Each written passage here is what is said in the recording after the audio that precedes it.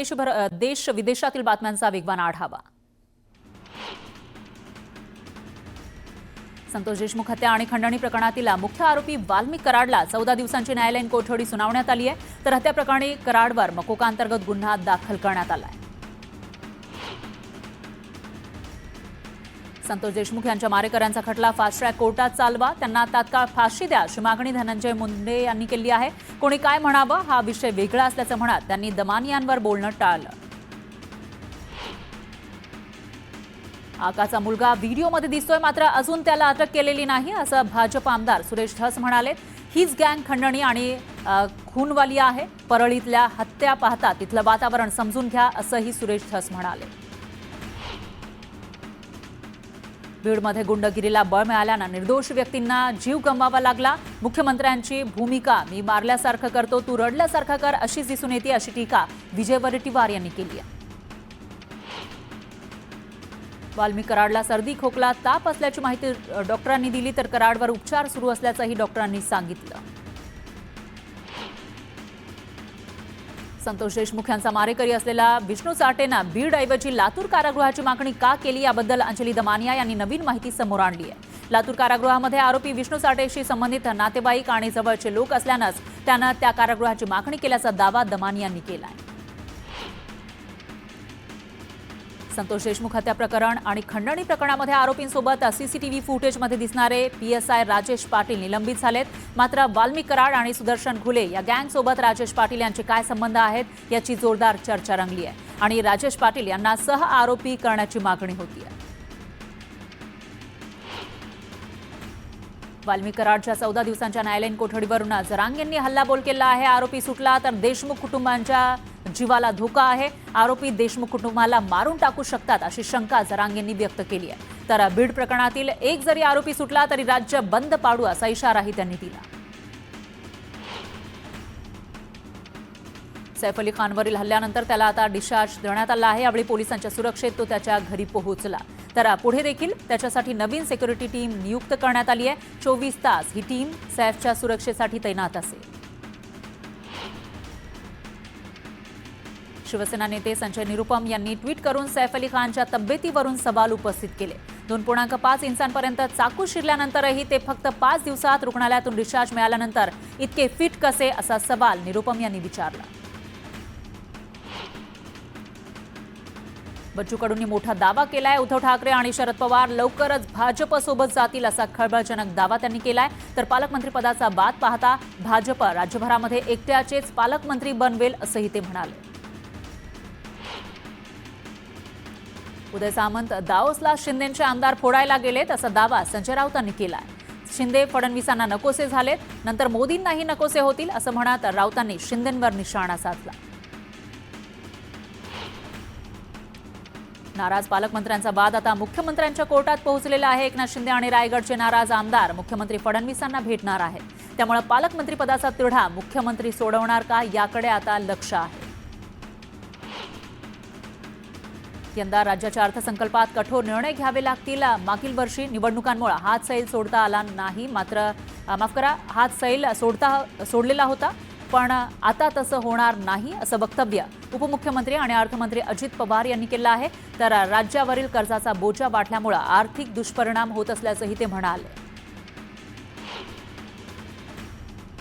विधानसभा निवडणुकीनंतर पहिल्यांदाच मनसेचे प्रमुख राज ठाकरे उद्यापासून पुन्हा एकदा मैदानात उतरतायत। नाशिकमध्ये 3 दिवस मुक्कामी राहणार आहेत, तर आगामी महापालिका निवडणुकीच्या संदर्भात कार्यकर्त्यांना सूचनाही करणार आहेत।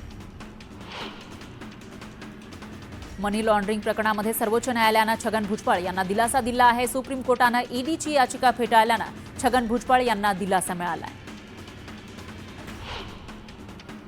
तुमच्या जिल्ह्यामध्ये वाळू आणि क्रशरच्या गाड्या भरपूर आहेत, यावरून बरंच ऐकावं लागतं। सगळी आपलीच माणसं असल्यानं मी मागे जिल्हाधिकाऱ्यांना दुर्लक्ष करण्यास सांगितलं होतं असं वक्तव्य विखे पाटलांनी केलंय। विखेंच्या या वक्तव्यानं वाळू माफियांना सरकारचा अभय आहे का असा प्रश्न उपस्थित होतोय। पीक विम्यामध्ये प्रचंड भ्रष्टाचार झाला याची कबुली राज्याच्या कृषी मंत्र्यांनी दिली। मी केंद्र सरकारच्या बजेटमध्ये हे विषय मांडणार आहे, याची चौकशी झाली पाहिजे असं सुप्रिया सुळे म्हणाल्या। ₹1 पीक विमा योजना रद्द करण्याचा विचार सुरू असल्याच्या मुद्द्यावरून बच्चू कडूंनी सरकारवर जोरदार टीका केली आहे। अशा प्रकारे शेतकऱ्यांची फसवणूक करण्यास सरकारला लाज वाटत नाही का, असा सवाल बच्चू कडूंनी केला. नाशिकमध्ये शिवसेनेतील गटबाजी चव्हाट्यावर आली आहे. रामललाच्या मूर्ती प्रतिष्ठापनानिमित्त काळाराम मंदिरामध्ये महाआरतीचं आयोजन करण्यात आलंय. यासाठी दिलेल्या जाहिरातीमध्ये उपनेते आणि जिल्हा प्रमुख अजय बोरस्ते यांचं नाव वगळण्यात आलंय. अमरावतीमध्ये बच्चू कडूंच्या समर्थनार्थ बॅनर लावण्यात आले होते. नवस पूर्ण झाला नाही म्हणून देव बदलणारे आम्ही नाही अशा आशयाचे बॅनर लावलेले होते, ते अज्ञातांनी फाडलेत. त्यामुळे संबंधितांवर कारवाई करण्यात यावी अशी मागणी केली जाते.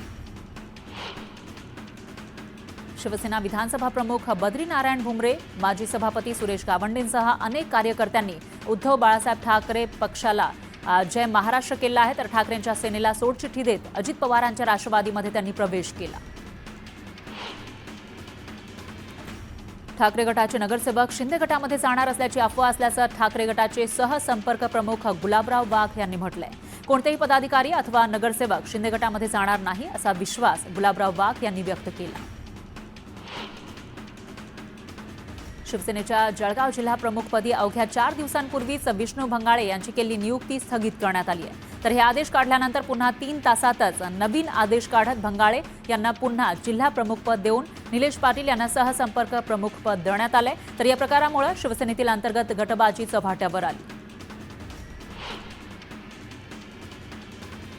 पंतप्रधान मोदी महाकुंभ मेळाव्यात जाणार आहेत. 5 फेब्रुवारीला पंतप्रधान मोदी महाकुंभमध्ये येणार आहेत आणि तिथं पवित्र स्नान सुद्धा करणार असल्याची माहिती आहे. 11 फेब्रुवारीला शिवप्रतिष्ठान संघटनेच्या मोहिमेची रायगडावर सांगता होणार आहे. मोदींना या समारंभाला उपस्थित राहण्याचं निमंत्रण द्यायला संभाजी भिडे दिल्लीत गेले होते, पण त्यांना मोदींनी भेटीची वेळ दिलीच नाही. त्यामुळे संभाजी भिडेंना अखेर भेट न घेताच माघारी परतावं लागलं.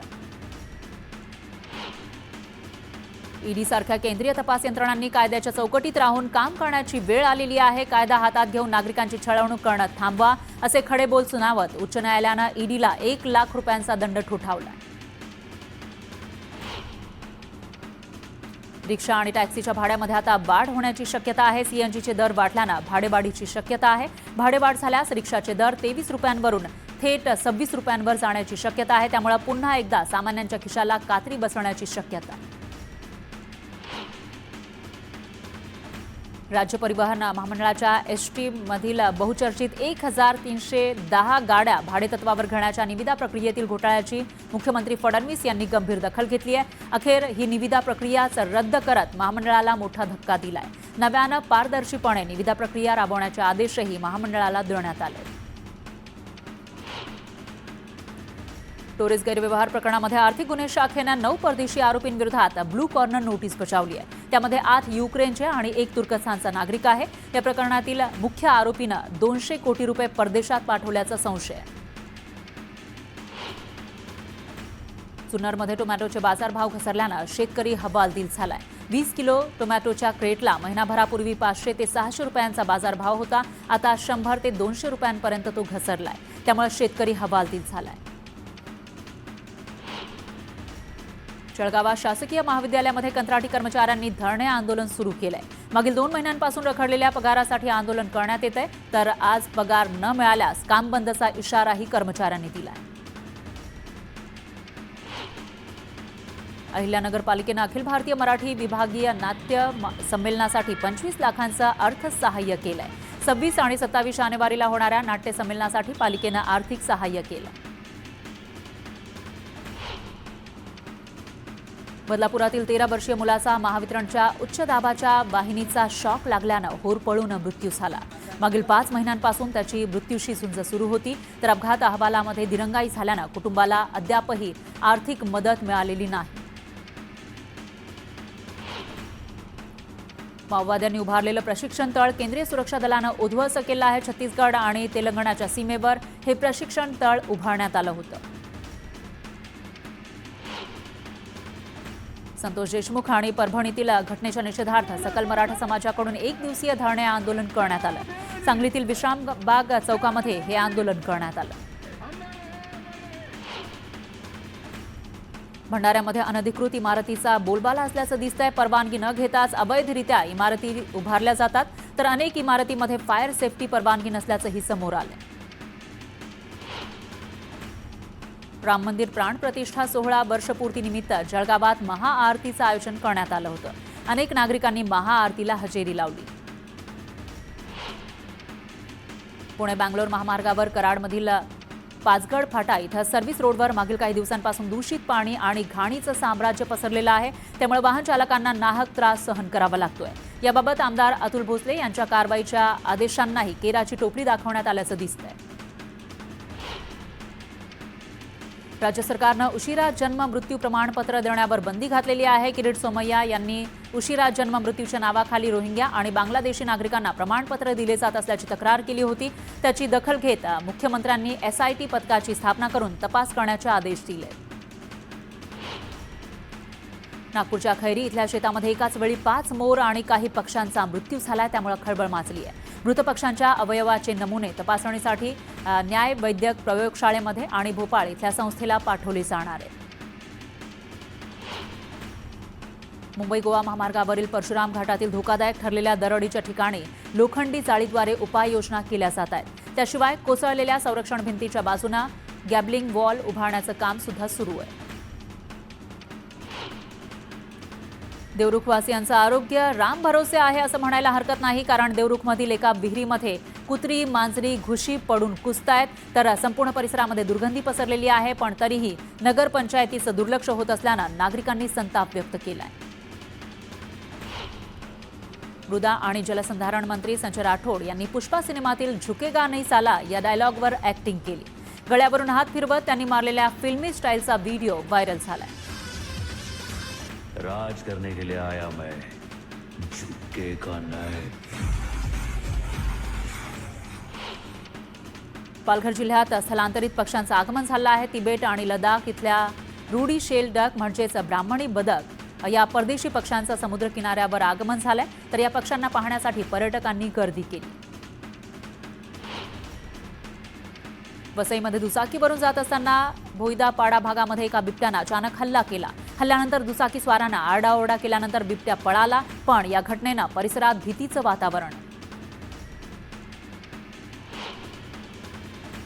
मालेगाव महानगरपालिका प्रशासनानं शहरामध्ये अतिक्रमण हटाव मोहीम सुरू केली आहे. वाहतुकीला अडथळा निर्माण करणारी सुमारे 125 पेक्षा जास्त अतिक्रमणं JCB लावून उद्ध्वस्त करण्यात आली.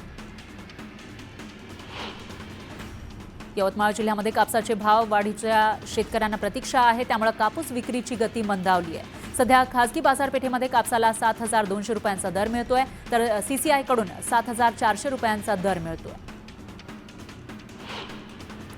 हिंगोलीमध्ये रेल्वे विभागाकडून नबलगव्हाण ते माळ सेलू या रेल्वे स्टेशन दरम्यान रेल्वे रुळाच्या देखभाल दुरुस्तीचं काम हाती घेण्यात आलंय.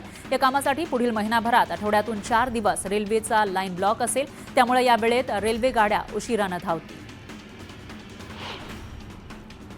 पारोळा बसस्थानकामध्ये पाणी साचल्यानं प्रवाशांची गैरसोय होतीये. बांधकाम साहित्य विटांचे तुकडे बसस्थानकामध्ये पडून आहेत. त्यामुळे प्रवाशांना अडचण होतीये. बसस्थानकामध्ये अत्याधुनिक पद्धतीनं कामं करावी अशी मागणी नागरिक करतायत. कुंभमेळ्याबाबत आक्षेपार्ह विधान केल्याप्रकरणी राष्ट्रवादीच्या प्रज्ञा पवार यांच्यावर गुन्हा दाखल करण्याची मागणी भाजपच्या रुपाली देसाई यांनी केली आहे. याबाबत मिरज शहर पोलिसांकडे तक्रारही दाखल करण्यात आली आहे.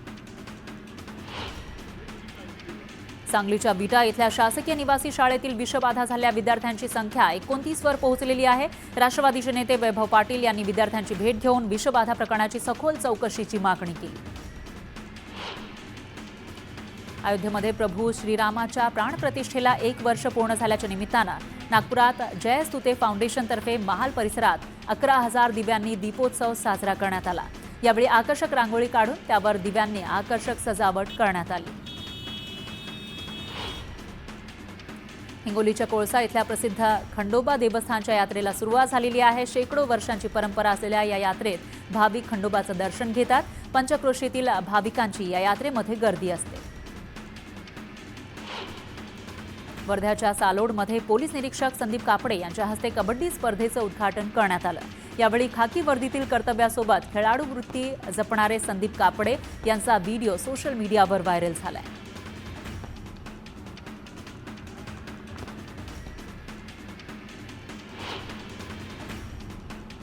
यानंतर घेऊयात एक छोटासा ब्रेक.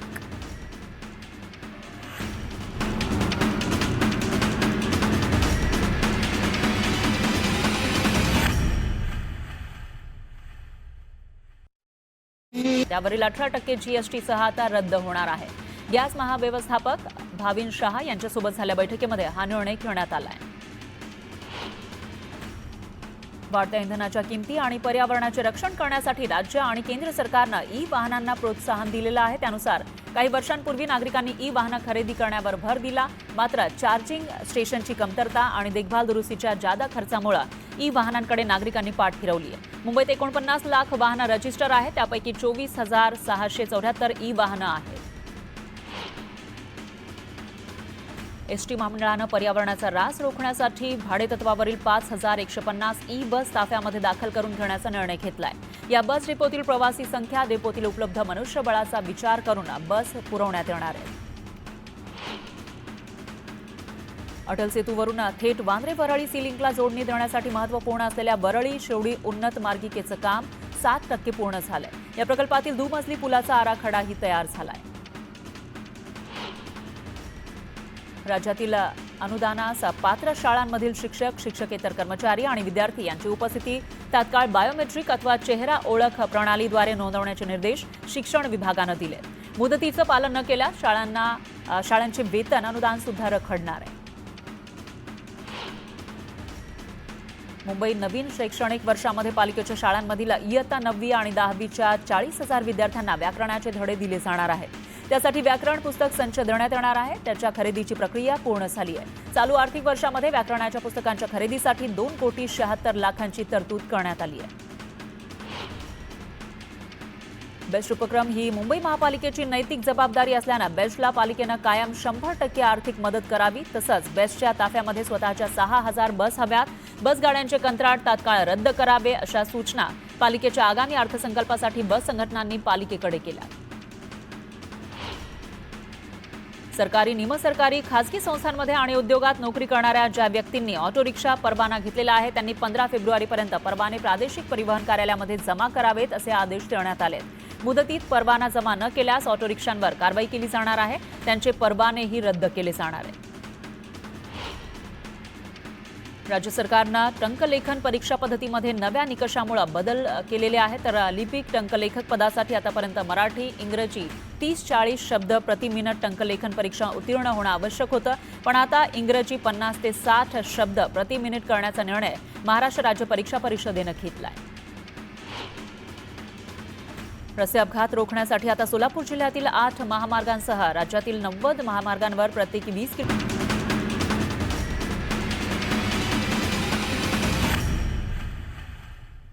ब्रेकनंतर पुन्हा घेऊयात बातम्यांचा वेगवान आढावा. पिंपरी चिंचवडमध्ये एका सोसायटीमध्ये मुलासह मावशीला कारनं उडवलंय. अपघातामध्ये मुलाचा पाय फ्रॅक्चर झाला आहे तर मावशीला सुद्धा चांगलाच मार बसलाय.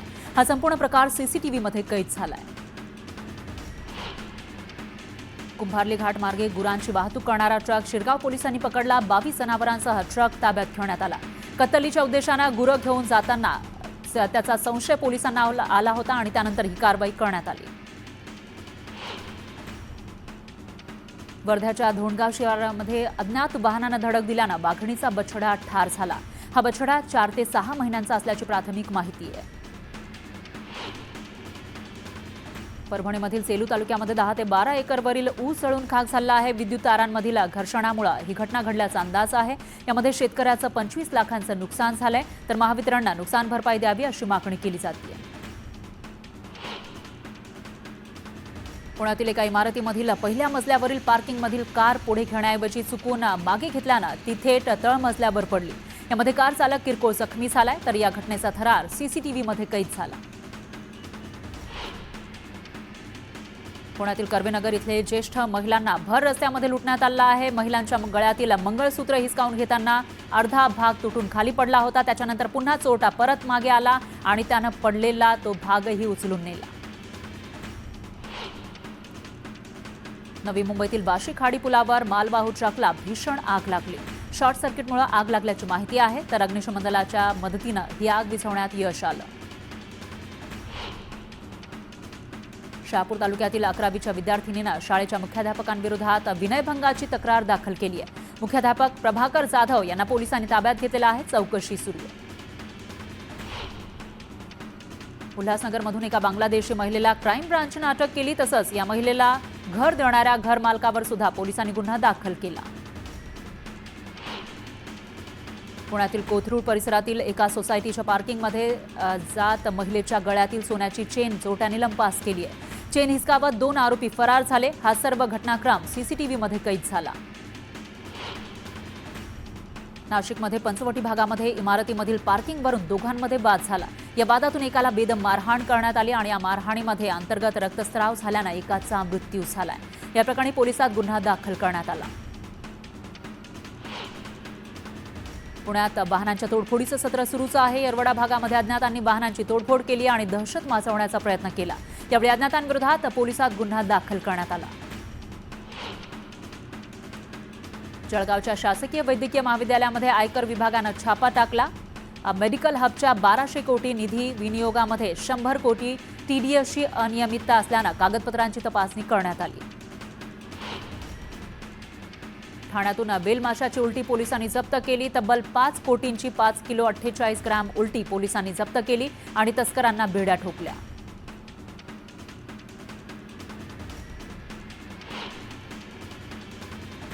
यानंतर थांबूयात एका छोट्याशा ब्रेकसाठी.